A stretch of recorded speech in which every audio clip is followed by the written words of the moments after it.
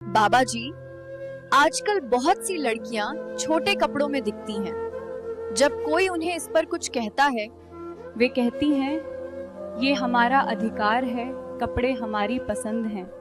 देखने वाले की नीयत ठीक होनी चाहिए।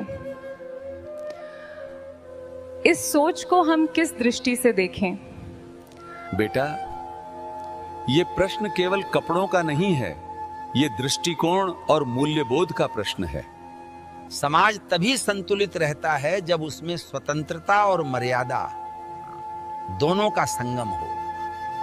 स्वतंत्रता का अर्थ ये नहीं कि हम जो चाहें जैसे चाहें वैसा करें,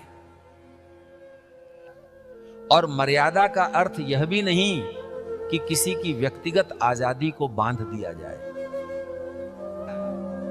स्त्री हो या पुरुष, दोनों को ईश्वर ने विवेक दिया है। कपड़ा शरीर को ढकने के लिए है, पर संस्कार मन को ढकने के लिए। अगर मन पवित्र है तो कपड़े चाहे सरल हों या आधुनिक व्यक्ति की गरिमा बनी रहती है। इसलिए देखने वाले को भी सोचना चाहिए पाला कि वह स्त्री को एक देवी रूप में देखे, न कि वस्तु की दृष्टि से। और पहनने वाले को भी सोचना चाहिए कि मेरा वस्त्र समाज में क्या संदेश दे रहा है, क्या ये मेरी आत्म संस्कृति को दर्शा रहा है। आज का युग बाहरी दिखावे का है, लेकिन सच्ची सुंदरता सजावट में नहीं, संयम में है। जैसे फूल की सुगंध बिना दिखावे के फैलती है, वैसे ही चरित्र की सुगंध बिना शोर के मन को भिगो देती है। इस विषय पर हमें एक दूसरे की आलोचना नहीं, बल्कि संवाद और समझ की आवश्यकता है। पुरुष को अपनी दृष्टि सुधारनी चाहिए और स्त्री को अपने संस्कारों को जीवित रखना चाहिए। जब दोनों अपनी मर्यादा में रहेंगे, तभी समाज में शांति और सम्मान रहेगा। बेटा, आजादी सुंदर तब लगती है जब उसके साथ जिम्मेदारी भी जुड़ी हो, और संस्कार तब सार्थक होते हैं जब उनमें प्रेम और सम्मान हो, न कि बंधन। बाबा जी, जीवन में क्या हो रहा है कुछ समझ नहीं आ रहा। बेटा, जीवन एक नदी की तरह है, कभी शांत बहती है, कभी तूफान आता है। जब पानी मटमैला हो जाता है, तब तल दिखाई नहीं देता है। लेकिन इसका मतलब यह नहीं कि तल गायब हो गया है। बस थोड़ी देर ठहर जाओ, पानी अपने आप साफ हो जाएगा। ऐसे ही जीवन में जब भ्रम, दर्द या उलझन आती है, तो बस रुककर देखना सीखो। हर चीज का उत्तर भीतर ही छिपा होता है। हम अक्सर बाहर तलाशते हैं, रिश्तों में, धन में, मान में, पर शांति बाहर नहीं, अपने अंदर की चुप्पी में है। जब तुम्हें कुछ समझ न आए तो खुद से ये 3 प्रश्न पूछो। पहला, क्या मैं सही मार्ग पर हूं? दूसरा, क्या मेरा कर्म किसी को पीड़ा तो नहीं दे रहा? तीसरा, क्या मैं अपनी आत्मा की आवाज सुन रहा हूं या केवल दुनिया की शोर?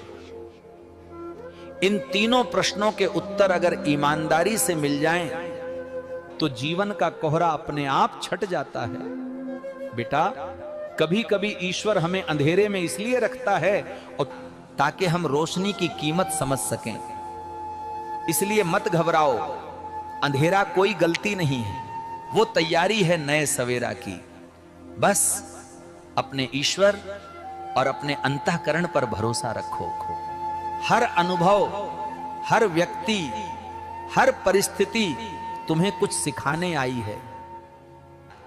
जब तुम उसे समझ जाओगे, जीवन फिर से सहज और सुंदर लगने लगेगा।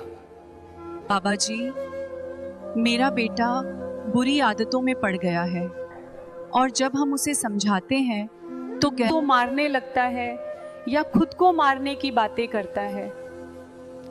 बाबा जी, मैं क्या करूं? बेटा, पहले तो धैर्य रखो, घबराना नहीं। जीवन के कठिन समय में ही परिवार की परीक्षा होती है। तुम्हारा बेटा गलत रास्तों पर चला गया है तो इसका मतलब यह नहीं कि वो बुरा है। इसका मतलब यह है कि उसकी आत्मा अभी भ्रम और अंधेरे में है। डराने से या दोष देने से नहीं, बल्कि प्रेम, करुणा और धैर्य से संभालने की जरूरत होती है। बेटा, याद रखो, जब मनुष्य अंधकार में होता है तब उसे रोशनी की जरूरत होती है, न कि डांट की। अपने बेटे को यह महसूस कराओ कि वो अकेला नहीं है। उसे गले लगाओ, उसे सुलो, उसकी बातों को हल्के में मत लो। अगर वो मरने की बातें करता है तो समझ लो कि उसका दिल मदद मांग रहा है।